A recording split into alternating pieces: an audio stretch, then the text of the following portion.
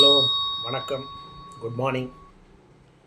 நம்மளுடைய YouTube channel நிறைய ஆன்மீகம் 250 வீடியோவுக்கு மேலே ஆன்மீகத்தை பார்த்துட்டோம். நடுவில் ஒரு வீடியோ 2 வீடியோ என்னை பற்றி அப்பப்போ பேசியிருப்பேன். அதில் ஒரு வீடியோவில் நான் சொல்லியிருக்கேன், நான் எப்படி பாலச்சந்தரோட கம்பெனியில் போய் வேலை செஞ்சேன், அதை நான் பின்னாடி சொல்கிறேன்னு ஒரு இடத்துல சொல்லியிருக்கேன்.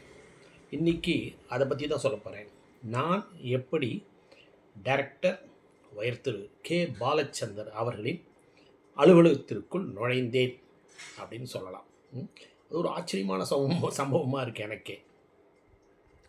கிட்டத்தட்ட வருஷம் சரியாக ஞாபகம் இல்லை, 2002 or 2003. நிறைய சிறுகதை, என்னுடைய சிறுகதை வராத பத்திரிகை இல்லை, நாவல்கள் வராத பத்திரிகை இல்லை, அப்படிப்பட்ட ஒரு காலகட்டம். பட்டு அப்போல்லாம் பார்த்திங்கன்னா ஆசிரியர்களோட படம் சிறுகதையிலையோ நாவல்லையோ அவ்வளோவா வராது. ஏதாவது ப்ரைஸு வாங்கியிருந்தால், ஒரு சிறுகதை போட்டியில் நாவல் போட்டியில் ப்ரைஸ் வாங்கியிருந்தால் என்னுடைய முகம் அதில் ஃபோட்டோ வந்திருக்கும். அதர்வைஸு என்னை பற்றி நான் தான் அந்த கதையை எழுதினேன் அப்படிங்கிறதுலாம் தெரியாது. நான் சித்ரா பாலசுப்ரமணியன் அப்படிங்கிற பேரில் நிறைய சிறுகதை எழுதியிருக்கேன். இது எதுக்கு சொல்கிறேன்னா, இது பின்னாடி தெரிய போகிறது. அப்போ ஜெயா டிவியில் வீட்டுக்கு வீடு வாசப்படி அப்படின்னு சொல்லிட்டு ஒரு காமெடி ஷோ வந்தது, சீரியல்னு சொல்லலாம். அந்த சீரியலை பார்க்கும்போது எனக்கும் காமெடி எழுதணும்னு ஆசை. என்னுடைய சிறுகதை எல்லாமே சீரியஸாக தான் இருக்கும், பட் பேசிக்காக எனக்கு நகைச்சுவை உணர்வு அதிகம் அப்படிங்கிறது என்னோடய ஆஃபீஸில் இருக்கிறவங்களுக்கு தெரியும், வீட்டில் இருக்கிறவங்களாம் தெரியாது. ஏன்னா வீட்டில் கொஞ்சம் நகைச்சுவைக்கெலாம் இடம் இருக்காது. நான் அப்பப்போ ஜோக்கெலாம் அடிப்பேன். அதுவும் சொந்தக்காரங்கள்ட்ட போய் ஜோக்கே அடிக்க முடியாது, ஏன்னா எல்லாருமே எப்போதுமே ஏதோ ஒரு சீரியஸாக இருப்பாங்க. அதனால் அங்கே போய் என்னுடைய தன்மையை நான் என்னால் அங்கெல்லாம் காட்ட முடியாது. ஏன்னா சம்டைம் நம்ம ஒரு நகைச்சுவாக பேசினா கூட சொந்தக்காரங்க சில பேர்கள் அதை தப்பாக நினைப்பாங்க. நான் உருவ கேலியோ எதுவுமே பண்ண மாட்டேன், ஒரு டைமிங் காமெடி இருக்கும். பட் அதெல்லாம் கூட ரசிக்கக்கூடிய நிலையில் யாருமே இல்லை இந்த ஓடுற ஓட்டத்தில். அதுக்காக தான் இந்த காமெடி சீரியல்லாம் வருதோன்னு நினைக்கிறேன் நான். ஸோ நம்ம எழுதலாமே அப்படிங்கிறபோது அந்த நகைச்சுவை காமெடி வீட்டுக்கு வீடு வாசப்படி அப்படிங்கிற அந்த சீரியலை தயாரித்தது யாருன்னா கே பாலச்சந்தரோட அவங்களுடைய டிவி சீரியல் கம்பெனி. ஸோ நான் என்ன பண்ணேன், எனக்கு கே பாலச்சந்தரோட கம்பெனி எங்கே இருக்குதுன்னு கூட தெரியாது. இன்டர்நெட்டில் ப்ரௌஸ் பண்ணுற போது கே பாலச்சந்தரோட கம்பெனி கற்பகம் அவென்யூ மயிலாப்பூர் அப்படின்னு இருந்தது.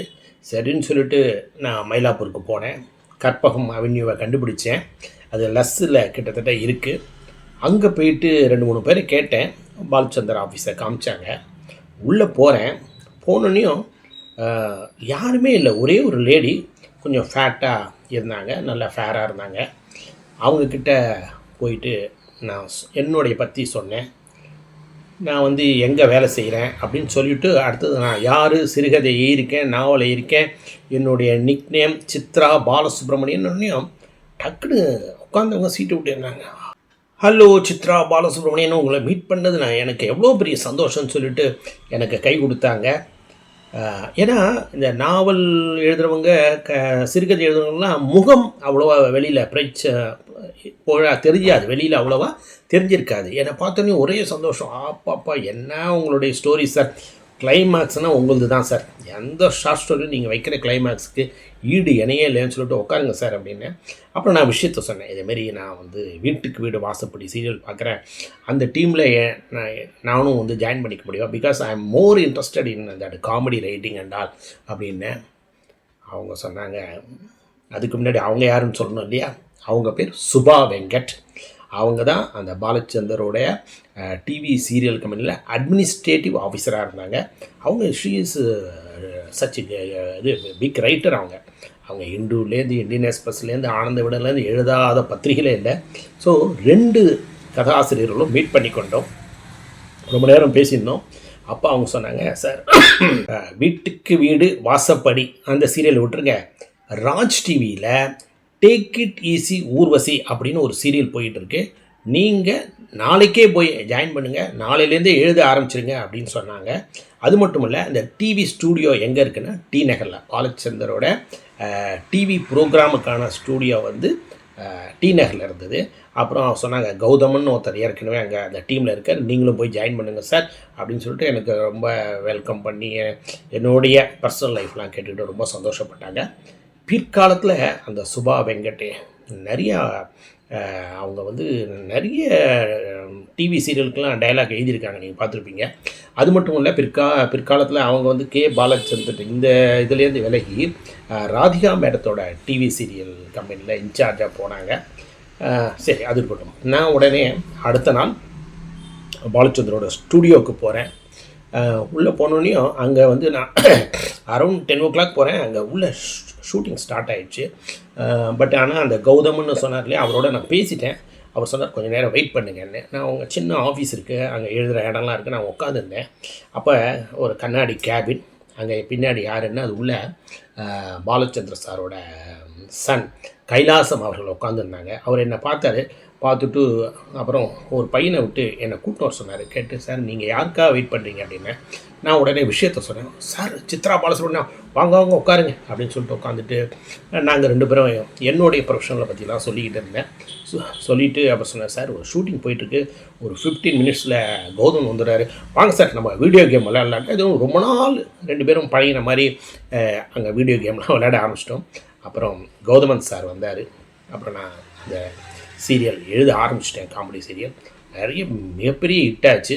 இன்னும் ஒரு 2 நிமிஷம் இன்ட்ரெஸ்டிங் விஷயம் நான் சொல்லணும். அதுக்கப்புறம் ஒரு 15-20 minutesல கௌதமன் சார் வந்தார். வந்துட்டு நானும் அவர் தான் முதல்ல பார்க்குறேன் இல்லையா, ஒருத்தருக்கு இன்ட்ரடியூஸ் பண்ணி உடனே நான் எழுத ஆரம்பிச்சிட்டேன். அடுத்த நாள்லேருந்தே என்னுடைய டைலாக்ஸ்லாம் அங்கே ஷூட்டிங்கில் வர ஆரம்பிச்சிடுது. அப்போ தான் வந்து எனக்கு நடிகை ஊர்வசி மேடத்தோட ஒரு சந்திப்பு ஏற்பட்டது, பழக்கம் ஏற்பட்டது. அவங்களுக்கு ரொம்ப ஆச்சரியமாக இருந்தது. என்னுடைய டைலாக்ஸ்லாம் ரொம்ப பிடிச்சிருந்தது. இன்னும் சொல்லப்போனால் டைலாக் எழுதிட்டு நானே தான் சொல்லிக் கொடுப்பேன்.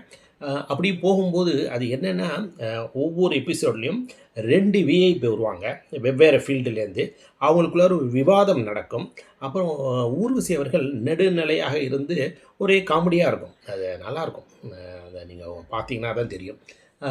அப்படி போகும்போது ஒரு நாள் கௌதமன் என்ன சொன்னார், சார் இந்த வாரம் என்ன கான்செப்ட்டு என்ன வைக்கணும்னு புரியலையே, ஒரு எஜுகேஷனிஸ்ட்டும் ஒரு இண்டஸ்ட்ரியல்லேருந்து யாராவது ஒரு கம்பெனி ஓனர் வர வச்சு அவங்கள ஒரு விவாதம் பண்ணலாமான்னாரு. ஓகே சார், எது நீங்கள் சொன்னீங்கன்னா நான் டைலாக் எது ஆரம்பிச்சிடுவேன் அப்படின்னு. சார் அந்த இண்டஸ்ட்ரியலிஸ்ட்டை நீங்களே ஆக்ட் பண்ணிடுறீங்களா அப்படின்னாரு. எனக்கு வாழ்க்கையில் முதல் சந்தர்ப்பம் நான் ஆக்ட் பண்ணுறதுக்கு டிவியில் வரத்துக்கு. ஆனால் நான் அதை மறுத்துட்டேன்.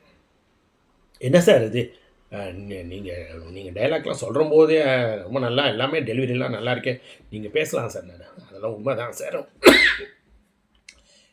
இண்டஸ்ட்ரியலிஸ்ட் யாரோ ஒருத்தர் போட்டுங்க. இந்த எஜுகேஷன் சைடு சொன்னீங்க இல்லையா, I will bring my wife, என்னோடய ஒய்ஃபை நான் கூட்டிகிட்டு வரேன். Because already she is in that education line. அதனால் அவங்களை கூட்டிகிட்டு வரேன். டைலாக்லாம் நம்ம ரெடி பண்ணிடலாம். ஈவினிங் அவங்களுக்கு நான் எல்லாம் சொல்லி கொடுத்துட்றேன். நாளைக்கு மார்னிங் ஷூட்டிங் வச்சிடலாம் அப்படின்னு அவருக்கு ஒரு சந்தோஷம். ஸோ இண்டஸ்ட்ரியல் பார்ட் அவர் ஒருத்தர் அப்புறம் ஏற்பாடு பண்ணிட்டார். நெக்ஸ்ட் டே ஷூட்டிங்கில் என்ன ஆச்சுன்னா, 2 விஐபி உட்காந்துருப்பாங்க, ஊர்வசி இருப்பாங்க இல்லையா. பட் என்னுடைய ஒய்ஃபு எஜுகேஷன் சைடில் இருந்ததுனால தே கேவ் மோர் ரெஸ்பெக்ட். என்ன பண்ணாங்க, என் ஒய்ஃபை வந்து அங்கே ஒரு லிஃப்ட் மாதிரி இருக்கும், அந்த லிஃப்ட்லேருந்து இறங்கி வர வச்சு, அந்த லிஃப்ட்டு வேறு டிரான்ஸ்பரண்ட்டாக இருக்கும், அப்படியே இறங்கி வர வச்சு அவங்க அப்படி இறங்குற போது இவங்கெல்லாம் எழுந்து கைத்தட்டி they give such a big respect. ஆக்சுவலாக வந்து உட்கார வச்சுட்டு அதுக்கப்புறம் நான் தான் என்னென்ன டைலாக் சொல்லணும் போடும், இவங்கள டைரக்ட் கூட. ஆக்சுவலாக வந்து that particular day I directed அப்படின்னு கூட சொல்லலாம். என்னுடைய ஒய்ஃபுக்கு ஒரே ஆச்சரியம். பிகாஸ் நான் கதை எழுதுலாமே அவங்க ரொம்ப ஆச்சரியமாக இருப்பாங்க. என்னடா அவன் வீட்டில் வருவான், குழம்பு சாதம் சாப்பிடுவான், தயிர் சாதம் சாப்பிடுவான், அப்புறம் ஆஃபீஸ் போவான். Apart from this he has this much டேலண்ட்டாக டிஃப்ரெண்ட்டாக ஒரு டேலண்ட்லாம் இருக்காரு. தட் பர்டிகுலர் டே என்னை பார்த்துட்டு அவங்க ரொம்ப ஆச்சரியமாக இருந்தது. பிகாஸ் ஐ டைரக்டட், டெலிவர்டு எப்படி பண்ணணும் அந்த டைலாக்ஸ்லாம் அப்படின்னு சொல்லிட்டு the position everything I settled. So but என்னை பொறுத்த வரைக்கும் நான் என்ன நினச்சேன்னா, என்னுடைய மனைவிக்கு பிகாஸ் அவங்க வந்து சாதாரண ஒரு படிப்போடு வந்துட்டு கல்யாணத்துக்கு அப்புறம் தான் டபுள் டிகிரி அதுக்கு மேலே ஸ்பெஷல் கோர்ஸ் எல்லாமே படித்து, பிகாஸ் அவங்களுக்கு ரொம்ப இன்ட்ரெஸ்ட் படிப்பில். அது நான் சொல்லி ஆனோம். நான்லாம் வந்து ஆரம்ப காலத்தில் படித்தோடு சரி, அப்புறம் படிப்பை தூக்கி ஓரம் போட்டேன். ஸோ அவங்க ஒரு பெரிய லெவலுக்கு வந்தாங்கன்னா அவங்களோட இன்ட்ரெஸ்ட்டு, அதுக்குரிய கௌரவத்தை அன்றைக்கி நான் கொடுத்ததா நான் மனசுக்குள்ளே நினச்சிட்டேன். பிகாஸ் என் மனைவிக்கு நான் கொடுத்த கௌரவம் அன்று. அன்றைக்கே ஷூட்டிங் முடிஞ்சது. அப்புறம் அவங்கள நான் வீட்டுக்கு அனுப்பிச்சிட்டேன். அப்புறம் அன்றைக்கி ஈவினிங் எங்கேயும் நான் உட்காந்து எழுதிக்கிட்டு இருக்கேன். கே பாலச்சந்தர் உள்ளே வரார். அவர் எதுக்கு வந்தார்னா, ஜென்ரலாக வரமாட்டார். சிந்து பைரவி அப்படின்னு சொல்லிட்டு ஒரு டிவி சீரியல், அதுக்கு டெஸ்ட் ஷூட், அதாவது ஆரம்பிக்கிறதுக்கு முன்னாடி இந்த ஸ்டூடியோவில் ஒரு டெஸ்ட் ஷூட் எப்படி இல்லாமல் யார் ஹீரோ யார் ஹீரோயின் எப்படிங்கிற ஒரு சின்ன சின்ன பெர்ஃபார்மன்ஸ் பண்ணி அது மானிட்டரில் பார்ப்பாங்க. அதுக்காக வந்தார். அப்போ திரு கைலாசம் அவர்கள் என்னை இன்ட்ரடியூஸ் பண்ணார். ரொம்ப ஒன்றும் பேசலை, முதுகில் தட்டினார். நான் நினச்சிருந்தேன்னா டிவி சீரியல் அப்புறம் சினிமான்னு நிறைய போயிருக்கலாம். பட் நான் ஒரு பர்மனன்ட் ஜாப்பில் இருந்ததுனால என்னால் லைஃப்பில் ரிஸ்க் எடுக்க முடியல. அதனால் அந்த பர்டிகுலர் டிவி சீரியலோடு நான் வெளியில் வந்துட்டேன். அப்புறம் ஒரு சீரியல் கொஞ்ச நாள் இருந்தேன். But that I cannot take in to account ஆக்சுவலாக. பிகாஸ் சீரியல்னால் வந்து I have to டிவோட் more time. கதையெல்லாம் அப்படிலாம் இல்லை. வீட்டில் எனக்கு எப்போ டைம் கிடைக்கிறதோ சாட்டர்டே சண்டே இல்லை ஏர்லி மார்னிங்கில் லேட் நைட்டில் வந்து நான் எழுதிடுவேன். ஸோ டிவி அப்படிங்கிறத நான் அதோடு ஸ்டாப் பண்ணேன். But I had a very good experience. நிறைய பேரை மீட் பண்ணேன். பாலச்சந்தர், ஸ்ரீ கைலாசம் அவர்கள், ஊர்வசி மேடம், அப்புறம் வந்து இந்த டைரக்டர் நாகா, அவங்க டிவி சீரியல் டைரக்டர் நாகா, நிறைய பேர் எனக்கு அங்கே அவங்களுடைய பழக்கம்லாம் கிடச்சிது. அப்புறம் சுபா வெங்கட், எக்ஸ்ட்ரானரி பர்சன். அவங்களோடலாம் பழகக்கூடிய அந்த பாக்கியம் அனுபவம் எனக்கு கிடச்சிது. எனிவோ இப்போ நான் வந்து ஆன்மீக சேனல் பக்தி யூடியூப் மூலம் உங்களை நான் சந்திச்சுக்கிட்டு இருக்கேன். இதுதான் நான் வந்து அதை எதுக்கு சொல்ல வரேன்னா, ஒவ்வொருத்தரும் சொல்லுவாங்க கே பாலச்சந்தரோட வீட்டு வாசலில் நான் மாதக்கணக்கில் நின்னேன், அப்புறமா அவரை நான் பார்த்தேன், அப்புறம் சான்ஸ் கிடச்சிருந்தேன். எனக்கு வந்து ஜஸ்ட் 2 மினிட்ஸ் உள்ளே போனேன், சான்ஸ் வந்துச்சு. ஒன்லி திங் நான் கண்டினியூ பண்ணல, அதுதான் உண்மை. Thank you sir. உங்களோட ஃபீட்பேக்கை நீங்கள் சொல்லலாம். திருப்பியும் நம்ம ஆன்மீக பகுதியில் நம்ம மீட் பண்ணலாம். Thank you very much.